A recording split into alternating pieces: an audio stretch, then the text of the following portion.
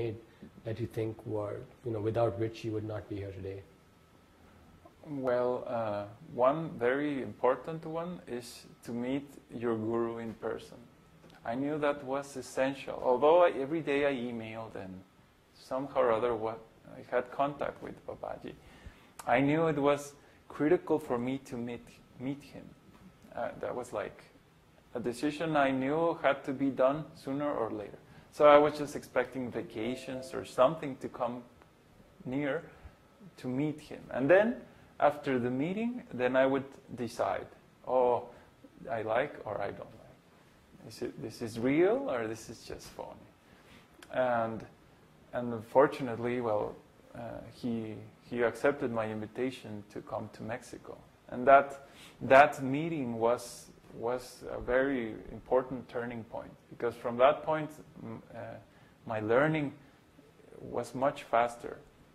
And of course I still didn't have full confidence that, this is the real thing, right? This is the path that I want to follow, or the real thing. It took me still a little, I guess a year or something. Even after meeting Babaji, more conversations and like that. And the next turning point is chanting. When I was chanting intensively, not just like 4 rounds, but that I did 32, I strive to do much more than what I did every day in single particular days. I said, this is weekend, I have nothing else to do. Okay, I'm going to chant as much as I can. And I chanted 40 rounds, 50 rounds, which for me was like, whoa. And those events, that's when you chant so much intensively, constantly, that makes solid grounding. Then you have experience of what it feels to be closer to Krishna, and then very important. You mentioned that there was still a period over which you had to take to overcome doubts that you had. Mm-hmm. What were these doubts that you had, and what happened that made these doubts vanish? Well, for one thing, is this guru bona fide? Or are you trying to be? That's any disciple should ask this question and evaluate his guru. Of course, he doesn't have a clue how to choose a guru. Later on, you discover it's the other way around. But at least with the basic intelligence that one has, one looks at the guru and I did this several times. I thought to myself, I'll ask the hardest questions I can find about spiritual life, that I could imagine, and ask them to Babaji. And these were questions that I had not even a clue what were the answers. And every time I did this kind of question to Babaji, every single time I was like, he knows. Because he answered with authority, not with just sentiment or some nonsense, He replied in a very scientific way. And this helped me a lot. Then the chanting, and then more association with Babaji himself, and reading the scriptures. That was also very, very important. Everything I read that I could actually confirm, some things you can't, like the distance to the moon or whatever. But the things you can, like in Bhagavad Gita, the 3 modes of nature, every single sentence I tested on my daily job and like that, and it was perfectly matching. And I was like, yeah. So basically, time went by, and every day was stronger and stronger and stronger. And there comes a point where it's so strong that there's no more doubt. There's no more. And this is the point at which you make a commitment that I am 150% committed to this path. Yeah, it increases. It increases gradually until it comes to the maximum, full surrender. I think it still increases over time. It actually increases even further. It's like never-ending stuff, spiritual.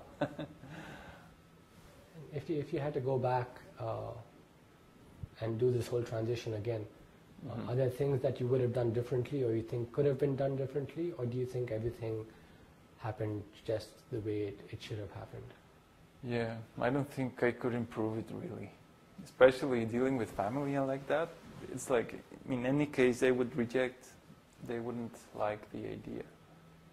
So, even if I would be completely polite or slow, they wouldn't like it anyway. So I don't think there's any improvement I could do. Have you had any success at explaining this philosophy to someone else, or making devotees out of people that you've met in your life? Well, I think that would be Graciela. Well, before Graciela there was Mauricio, one little cousin. And it was a nasty story. He became devotee and everything. He was chanting, following the principles. But then his mother forced him to eat meat and reject spiritual life. And she wanted to force him to read the Bible and like that. She completely freaked out with Prabhupada. So this cousin basically became crazy because he had one heart desire and the orders were different. And he like, 6 months later he was hearing heavy metal and completely like lost. He had no inner life. And the other case was Graciela, which I hired an assistant for my job. I knew I needed someone to replace me when I left, so I particularly looked for a person who was interested in spiritual life. And she got an interview and everything, and she said, yeah, God for me is the most important. So it was great because every day we would speak about God and how to serve God and spiritual life and like that. And gradually, just as usual, with Vedic principles, there's not much to argue. And she basically started becoming vegetarian and chanting rounds and like that. And after a while, she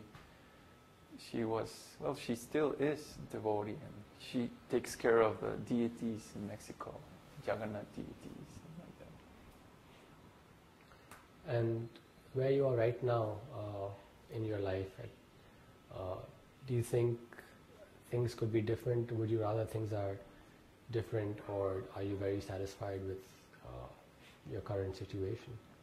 Well, what is your current situation materially and spiritually? Well, I think it's very clear that for us, for ourselves, we are okay. We have a nice place to live, and we're really not worried, materially speaking. And spiritually, I'm taking it a little bit slower.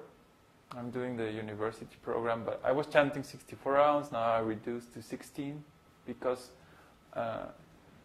there's so many things we have to solve first. And this is one of the things I was learning about today, that all our school system has been completely training me in such a way that I'm disconnected from real life, completely exploited and cheated and So currently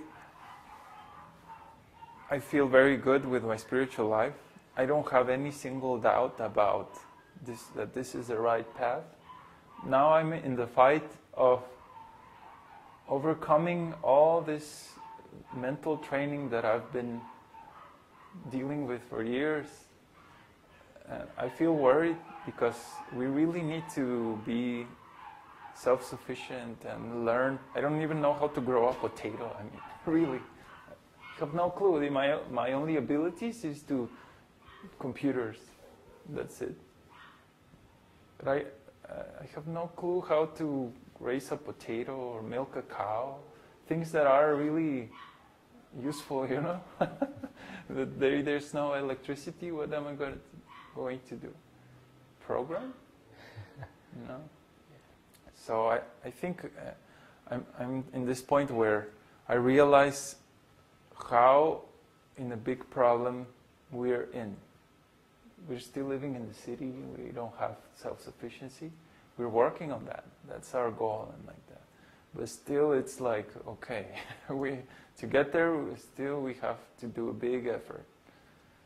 And then maybe then again focus on a strong spiritual life. But once being out there, we're still part of this nonsense civilization, and that's not very good. And what is your current relationship with material life and the material world and your friends and family who are not devotees? How do you relate to them now? I have almost no relationship. I have decided to isolate myself from that, because every time I contact any family member, it's just sentimental.